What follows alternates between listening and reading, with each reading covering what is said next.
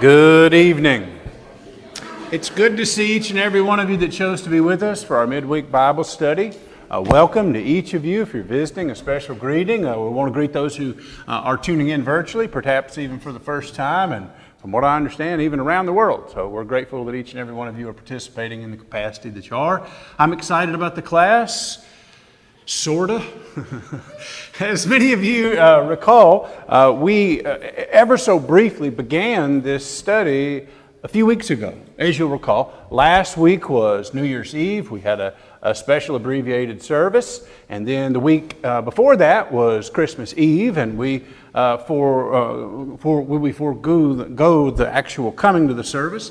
And then before that, we had a series on contradictions in the Bible, and we finished it, and then like 10 minutes left that week. It would have been 3 weeks ago. We started this series, and all I really did was gave you an introduction, and we didn't get very far because we were finishing up that series on contradictions in the Bible. So I'm not going to do as thorough of a job with the introductory matters as we did last time, but I know you've had Christmas and New Year's since then, and so we'll go over some of this basic introduction, and then we'll get started with the book. I do feel compelled to tell you, I mentioned this then when we started, I'll mention it again.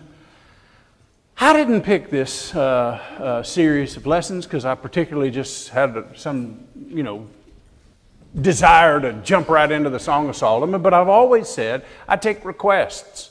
And this book was actually requested, and I put off the request multiple times, and finally I just gave in to the request. So at the request of someone who wanted this to be a class, we're going to do it. And I intend to go relatively quickly through this material, and I don't intend to entertain any questions. That's a joke. But no, the Song of Solomon has its unique nature, obviously. For those of us who have read it, we're familiar that it's not your typical book of the Bible. It has a different subject matter and some adult content, we might say. But this is the adult auditorium class, all the kids. We have classes for every age, so we're all grown-ups in here. And so we'll handle the sensitive material with some sensitivity. Let's talk about the Song of Solomon. Here's a basic introduction. The authorship is something that has been questioned, and still we could argue some scholars question it, but 7 times in the book, Solomon's mentioned by name. The tradition of the rabbinic tradition on numerous occasions attributes the authorship to Solomon. In fact, they go out of the way to make the point that Solomon, as a young man, wrote songs. And as a middle-aged man, he wrote Proverbs. And at the end of his life, he wrote the book of Ecclesiastes, reflecting on the meaning of life. And so it has perpetually been attributed to Solomon. 1 Kings 4 and verse 32 noted that he, among the Proverbs he wrote 1,005 psalms, songs rather. And I jokingly said maybe one for each wife, give or take. The Shulamite is the name of his love interest who becomes his wife in the book. And there are a number of theories to identify her. I don't know that we can be definitive about her identity other than she was one of Solomon's wives. The suggestion has been, and one possible candidate for that, is a particular individual that we remember from David. When David was advanced in years to the point that he was dying, there was a woman that came and lied with him to keep him warm, but they didn't have any type of intimacy or consummate any type of relationship. She was not a wife in any way. And her name was Abishag the Shunammite. And some scholars have suggested that both would represent that she could be from Shunem, this Shula or Shuna, and that may be the name. The other suggestion is it was the wife that was often attributed to being one of, if not his first wife, that was given to him by the Pharaoh. And he was then aligned with the Pharaoh politically, and so he married the Pharaoh's daughter.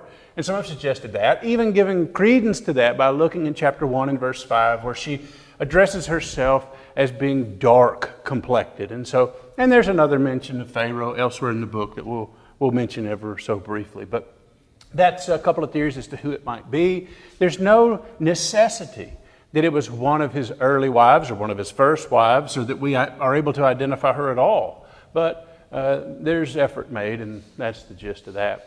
The basic message of the book, or the basic themes within the book, are romantic in nature.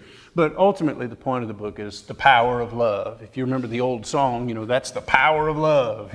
This is kind of a book along those lines. Obviously, physical attraction has much to do with the book. So does this note of longing or desiring or pursuing one another as a love interest or love itself. Now, if you want to look ever so quickly, I believe in Song of Solomon, verse 8 of chapter 6, we find what we could argue, chapter 6 of verse 6 of chapter 8. I'll get it out in a minute. I believe that we could argue this would be the thesis statement of the book. It says, "Set me as a seal upon your heart, as a seal upon your arm. For love is as strong as death, jealousy as cruel as the grave. Its flames are flames of fire, a most vehement flame. Many waters cannot quench love, nor can the floods drown it. If a man would give for love all the wealth of his house, it would be utterly despised." In other words, what would you trade for love? Nothing. What's better than love? Nothing. What's stronger than love? Nothing. What's more desirable than love? Nothing. And the point of this romantic interlude is to point out the power and strength of love and to highlight the benefits of romance within the marriage. Now, physical intimacy is something that's discussed perpetually throughout the book, along with these affections and physical attractions. And like I mentioned, that's why I've never taught a class on it. For a variety of reasons, if not the sheer awkwardness of it was enough to shy away from it. But it is in the Bible, and I think some of these topics have lent itself or led people to suggest there's some alternative method of interpretation. And so often it's rendered an allegory to another relationship other than the physical intimacy and attraction and pursuit and longing and desire of a married couple. What's interesting is, for us, that has Christian overtones to it. It's allegorized by Christ and his bride. But interestingly enough, if we look at all the history, it was the Old Testament covenant relationship where God and his people were represented. And then when we got to the Christian dispensation, Christians just changed it to Christ and the church. And some would even appeal over to Ephesians in chapter 5, where Paul is talking about what he calls a great mystery and how he describes the relationship between a husband and wife being akin to the bridegroom and the bride being the church. It's interesting, and let's just see if I can illustrate it like this. I'll offer you a trivia question. How many times is the Song of Solomon quoted in the New Testament?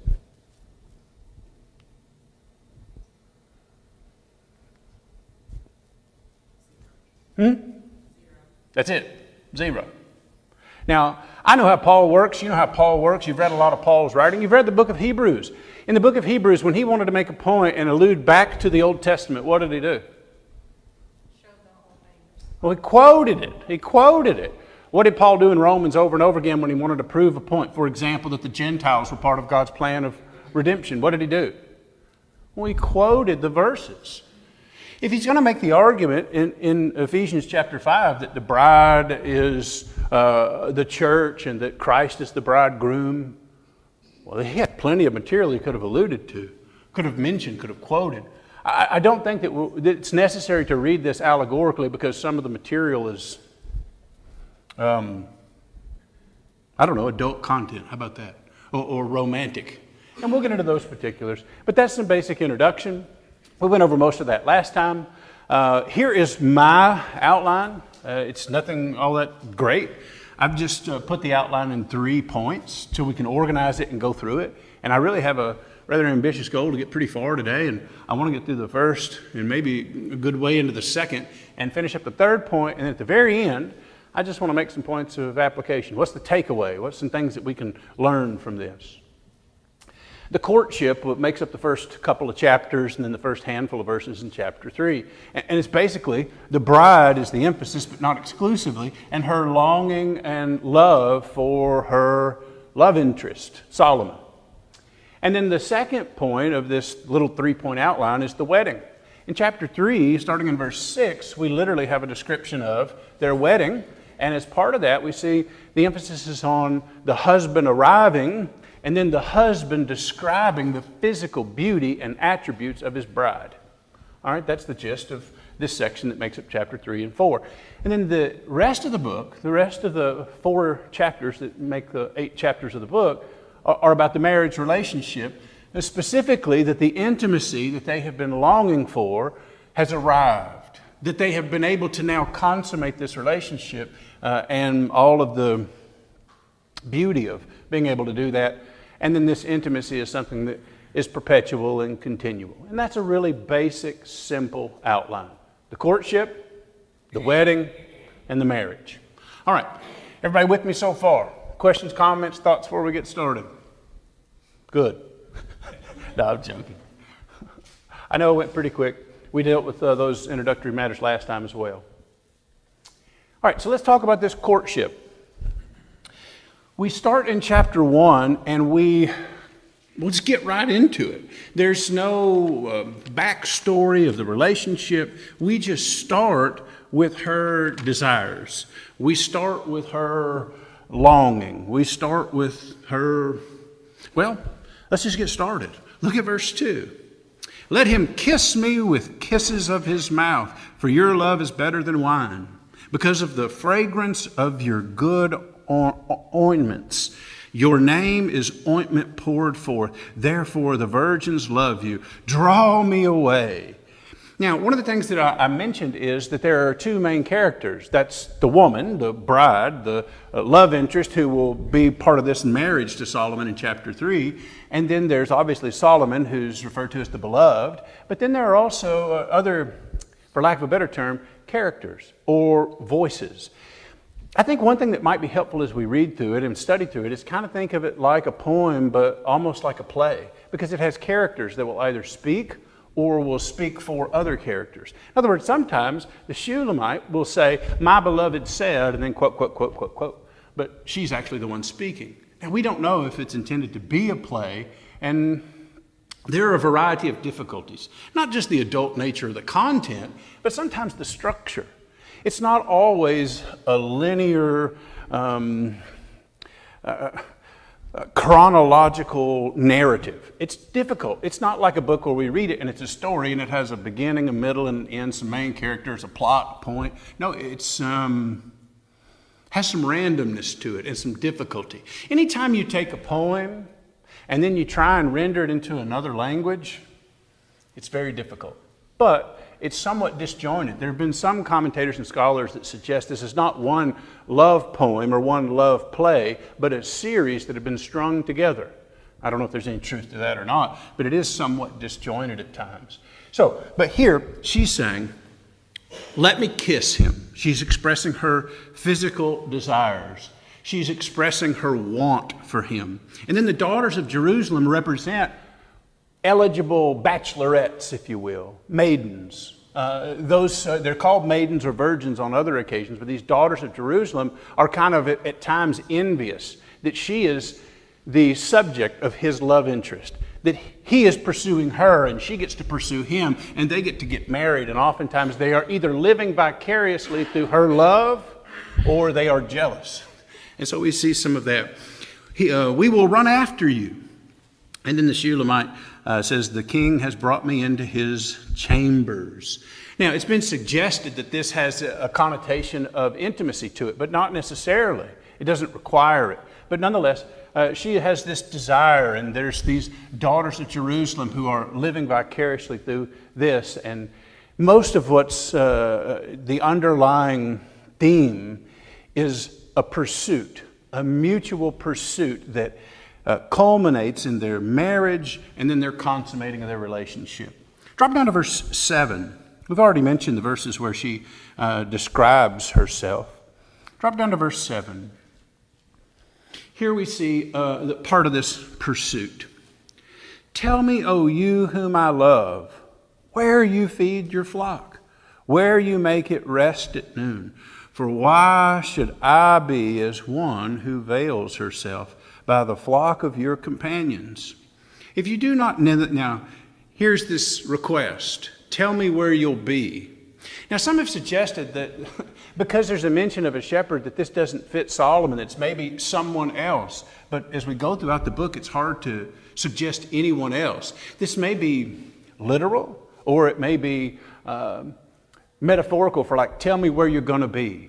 Now, I think we've all had a love interest, a pursuit. We've maybe had someone we wanted to date, and hopefully the feeling was mutual, and there was some pursuit, and not anything bizarre, but we wanted to be where they were. We kind of made sure we were with them. I can remember times when we were young. We were young, and driving hours just to go be where the other was, so that we could just hang out. And the idea is, tell me where you're going to be. And the beloved responds, if you do not know, O fairest among women, follow in the footsteps of the flock and feed your little goats beside the shepherd's tents. And then we have some descriptions of, remember I mentioned we'd say another thing about Pharaoh? Here's the beloved saying, I have compared you, my love, to my filly among Pharaoh's chariots. I don't know if that's a pickup line that'll still work today, but back then that was something. You're like a filly of the horses that carry the chariot of Pharaoh. But this pursuit is something that's addressed often. I'll quickly go over to chapter 3, but then we'll come right back and finish out some things in this chapter. Look at chapter 3 real quick. By night on my bed, we have the Shulamite saying, I sought the one I loved. I sought him, but did not find him. I will rise now, I said, and go about the city and the streets and in the square. I will seek the one I love. I sought him, but I did not find him. And so this is this pursuit. This is pursuit. All right. We also see there's this mutual attraction. And this is something we're going to discuss quite a bit. But if you drop down to verse 15, listen to the beloved speaking of the Shulamite woman. Behold, you are fair, my love. Behold, you are fair. You have dove's eyes. Now, later we'll look at the description. There's a lot of different descriptions where he is describing her and she is describing him. Your eyes, your lips. I mean, you just imagine it's everything. But he says, you are fair. This is something that he'll repeat on numerous occasions. I don't know if you know anything about cotton, but I learned something about cotton. When I was at a congregation years ago in Alabama, people used to always say, how are you? And they'd say, fair to middling. One time I asked this old fella, I said, what in the world? I've heard that before, but what does that mean? And he said, well, that's how you would gauge the quality of cotton. When it went to be sold, it was fair was the best. It was fair. And midland, whatever that means, was way down here. And so I'm somewhere, as you rank the cotton by its quality, I'm somewhere down here between midland and fair. And the idea was the fair was the one that was most beautiful, right? And so he's saying, you are fair. Now, I don't know if we'd say that, but you're beautiful, you're lovely. This is a repetitive way that he describes her. But there's this mutual attraction. And then she, look at verse 16.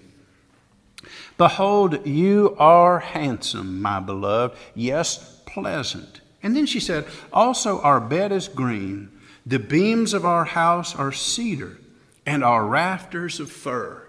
Now there's a couple possible interpretations for this. If we were to go back to verse 7, what she said is, where can I find you? And he said, you want to find me? I'll be out with my sheep. I'll be taking care of my flock. Come find me.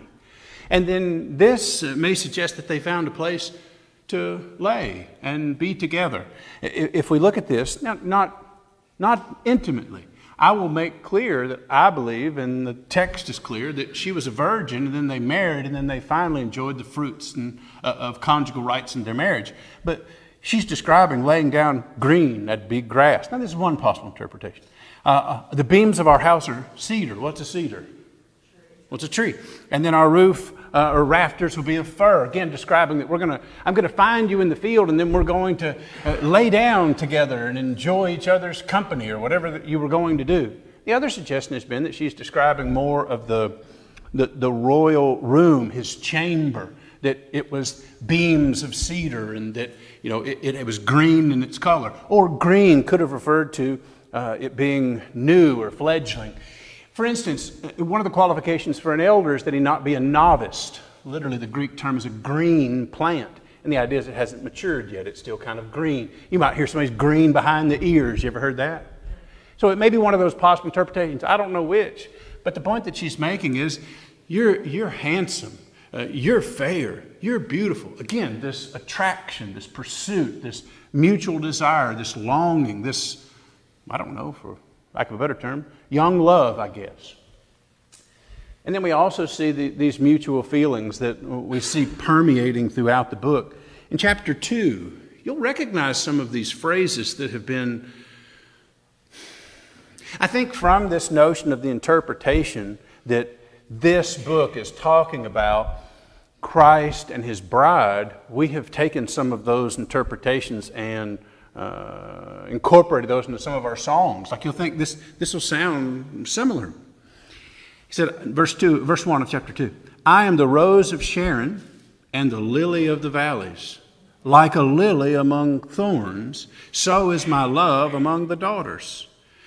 Now, so we might think of the rose of Sharon. Another one is your banner over me is love. It's in this same chapter. Or fairer than 10,000. Some of these things that we sing, we find here in these descriptions that we have between these two love interests. But what is interesting about verse 2, what the man says about the woman. Like a lily among thorns, so is my love among the daughters. Well, what's he saying? Well, all the other ladies out there are thorns, but you're a lily. Oh, that's romantic, right? That's the kind of stuff you'd say before you got married, right? It's yeah. And so here he is expressing his feelings, and they're mutual. Listen to what she says, verse 3 of chapter 2. Like an apple tree among the trees of the woods, so is my beloved among the sons. I sat down in the shade with great delight, and his fruit was sweet to my taste. So think about all the trees out there. You go into a forest and you look, and there's all these trees, but then there's one apple tree. And so what he's saying is, all the other boys out there are trees, but you're an apple tree. It's almost the repeated compliment, right? Y'all with me? And the last thing that we'll look at, and then I'll pause for your comments, questions, or thoughts, is what we might call the actual courting. And again, it's hard to organize some of these thoughts. If you've read through it, we might could argue there was some disjunct. It doesn't flow linearly like a narrative story, chronologically, precisely. It's more of a poem. All right, but drop down to verse 4 in chapter 2. He brought me to the banqueting house. That's what I'm calling courting. Right? In other words, a date, if you will. He brought me to the banqueting house, and his banner over me was love. And the idea of the banner was something that we see a lot in Scripture. It had to do with the armies or military pursuits would usually have banners. And these banners would be seen from a distance, and you would know where the company was. And so he's saying this banner that's over me is love. Sustain me with cakes of raisins, refresh me with apples, for I am lovesick. Does anybody else have another translation? Another word there for lovesick? Faint with love. Say that again? Faint with love. Faint with love. That's probably your best rendering. Huh? Swooning. Swooning. Okay, I don't know the last time I heard that. It's been a while. But the idea was, I'm so excited. I'm kind of flush with the energy of romantic interest, and I forgot to eat. And so he's like, refresh me. Let's go to this banquet hall and get me something to eat. And I'm kind of feeling a little faint. And so here's this courting, if you will. If we drop down now to verse 8, the voice of my beloved, behold, he comes. leaping upon the mountains, skipping upon the hills. My beloved is like a gazelle or a young stag. Behold, he stands behind our wall. He is looking through the windows, gazing through the lattice. My beloved spoke, and he said to me, Rise up, my love, my fair one, and come away. For lo, the winter is past, and the rain is over and gone. The flowers appear on the earth. The time of spring has come, and the voice of the turtle doves is heard in our land. The fig tree puts forth her green figs, and the vines with tender grapes give a good smell. Rise up, my love, my fair one, and come away. I don't know. Let's go do something. Let's go on a date. Let's go on a picnic. I don't know. The idea that I'm calling this courting is they're both pursuing one another. And he's saying, he took me to a banquet and we did this. And he came and he said, hey, let's go do this. It's springtime. Let's go out and go for a walk. I don't know. But the idea is that there's this pursuit, this courting, these mutual feelings, this desire, this love interest, romance. All right. Let me pause there. Questions, comments, thoughts?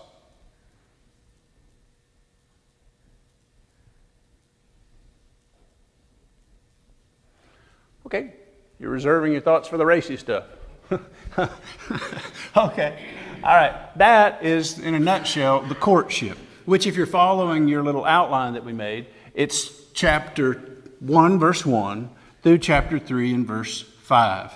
And we already kind of read chapter 3, verse 1 through 5, where there's this, again, this pursuit. All right, so as we get to the wedding itself, we're in chapter 3, and this is a section that makes up a chapter and roughly a half. The bridegroom is going to arrive. Drop down to verse 6. Who is coming out of the wilderness like pillars of smoke, perfumed with myrrh and frankincense, with all the merchants' fragrant powders? Behold, it's Solomon's couch, with 60 valiant men around it of the valiant of Israel. They all hold swords, being experts in war. Every man has his sword on his thigh because of fear in the night. Of the wood of Lebanon, Solomon the king made himself a palanquin.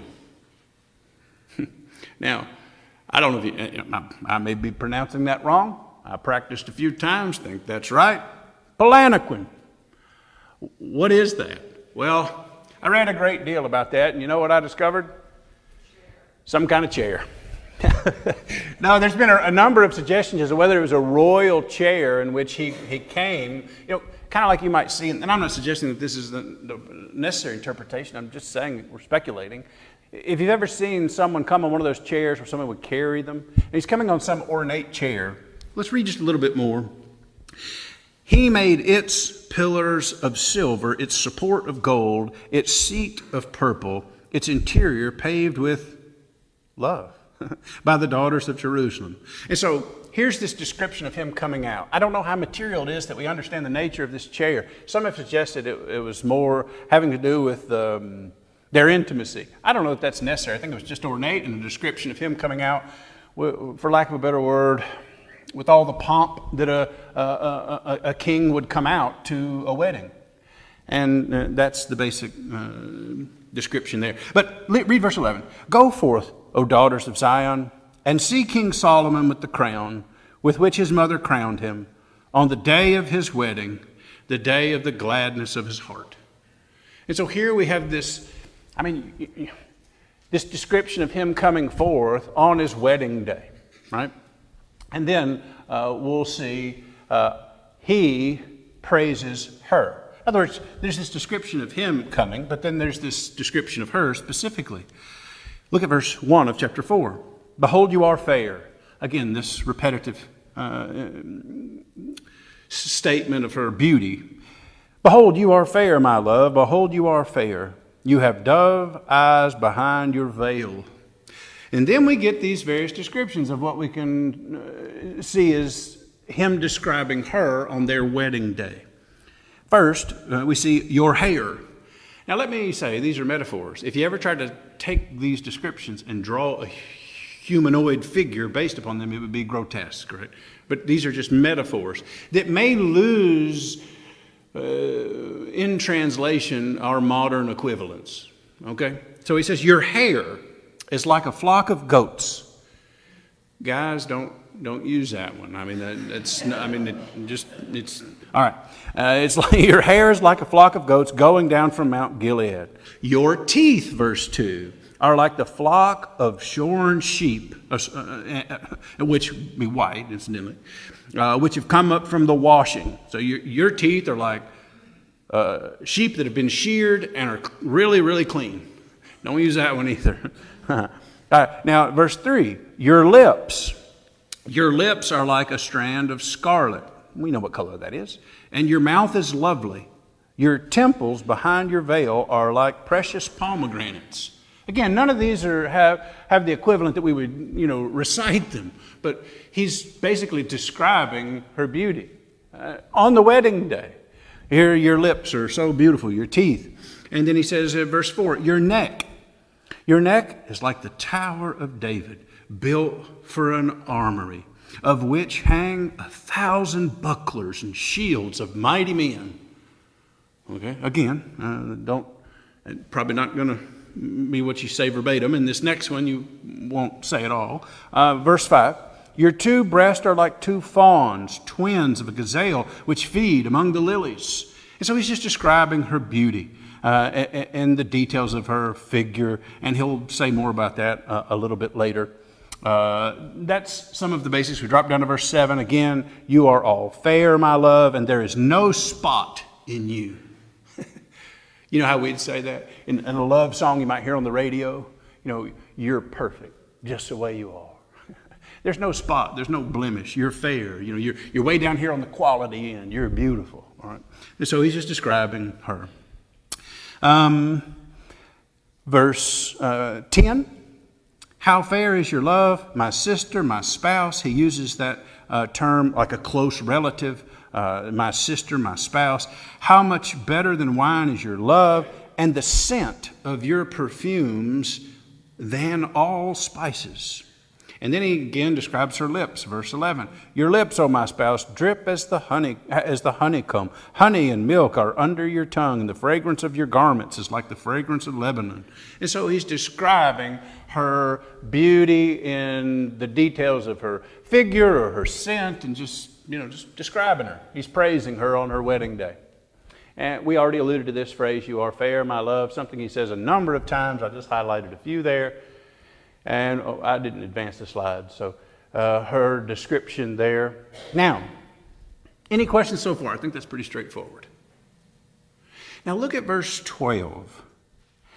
A garden enclosed is my sister, my spouse. A spring shut up, a fountain sealed. Now I think this is important. He's describing her garden. And what he's saying is this garden has a seal to it. It has not been unsealed. It has been kept up. It is a fountain that has been kept up, shut up, or sealed. I believe he's talking about her virginity. And he's saying that your garden is a garden that has been sealed away and kept. All right, keep reading with me. Now verse 13.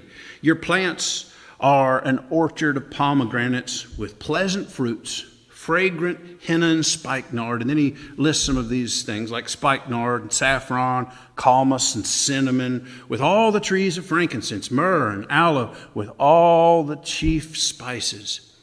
A fountain of gardens, a well of living waters, and streams from Lebanon. And so again, this is the description of his bride that's waiting for him. All right. And then this section ends with her invitation. Look at her invitation, verse 16. Awake, O north wind, and come, O south wind. Blow upon my garden, that its spices may flow out.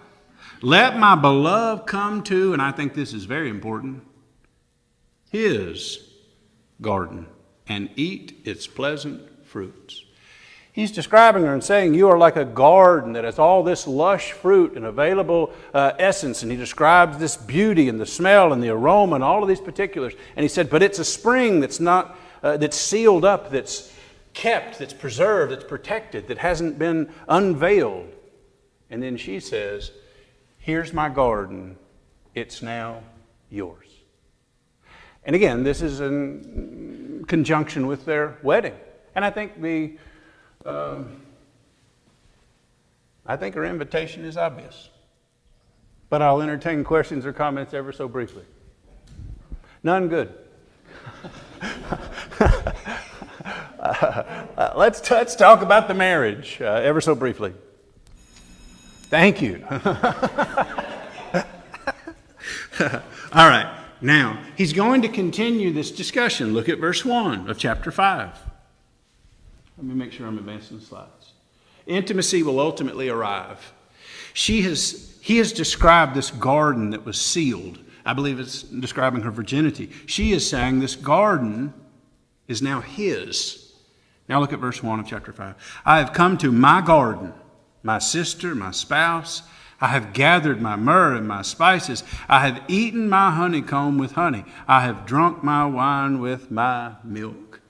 He is describing, he is getting to enjoy consummating his relationship after a period of pursuit and love and desire and mutual attraction and interest and courting. And now this wedding, he's described in all of his beauty coming down. She is described in every detail from her head to her toes, literally.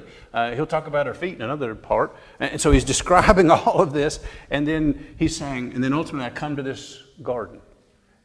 And I'm getting to enjoy this garden. She said this garden is his. And he's saying, now I've enjoyed the fruit of this garden. Let's go quickly to a New Testament passage, ever so quickly. You might want to mark that, Song of Solomon. We're going to go right back. And these are probably familiar verses. Although, sadly, they may be abused by individuals. But go to 1 Corinthians chapter 7.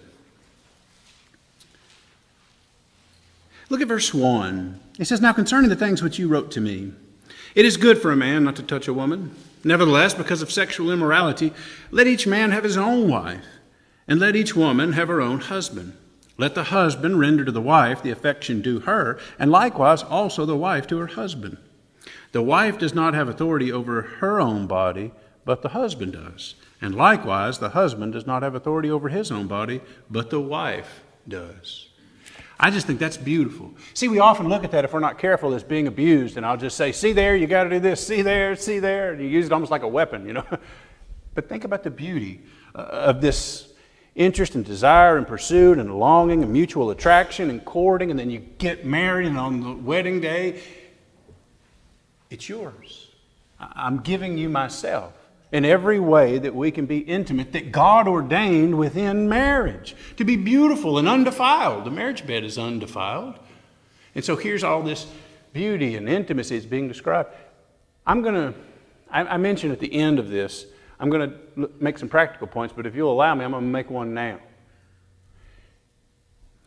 Do you think if we preached more about this, that we might do a better service to adultery, fornication, sex before marriage, and divorce? If we talked about some of these subjects, as awkward as they may be, and this beauty.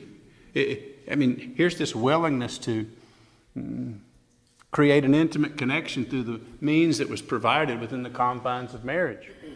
All right, we've had our first bell. I know we're getting into some, adult topics, so I'll pause. I think if you teach more of that, it'll tie back to Genesis 2:24 from the beginning. Sure. Yeah, God made them male and female for a reason. That the two should become one. And I also think that it will tie into the New Testament church because, like in Hosea, he wanted them to be married to him. Yeah. Not to run away and go commit adultery with other gods and all that. I think that this would be a perfect relationship. Yeah, I mentioned that I don't adopt the allegory approach of interpreting the book. I just think it means what it means, and I don't think it has to be an allegory for the Old Testament nor the New Testament. So I've always had the notion, the philosophy, that you try and get the proper interpretation of what it says, and then you make the application. Are there applications we could draw from our intimate relationship with God? Are there parallels? Sure. Are there parallels from the example of Hosea, and certainly parallels that we mentioned already in Ephesians 5, this great mystery Paul talks about, how the marriage is akin to the church? But I don't think that when this was penned by inspiration, by Solomon, I think we could make those applications, some of them, some of those parallels, but I don't think that's the best initial audience interpretation. That's all. But yes, we can obviously make those parallels, certainly. All right, any other comments? We got about a minute or less.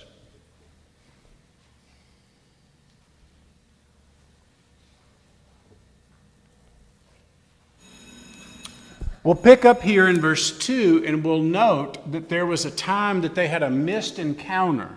And I'm going to offer you from the next chapter a suggestion as to why that is. And then we're going to look further at some of the intimacy of their marriage, especially as we get toward the end of the book. And then I hope to make a few practical observations, kind of like the one I just mentioned and a few others.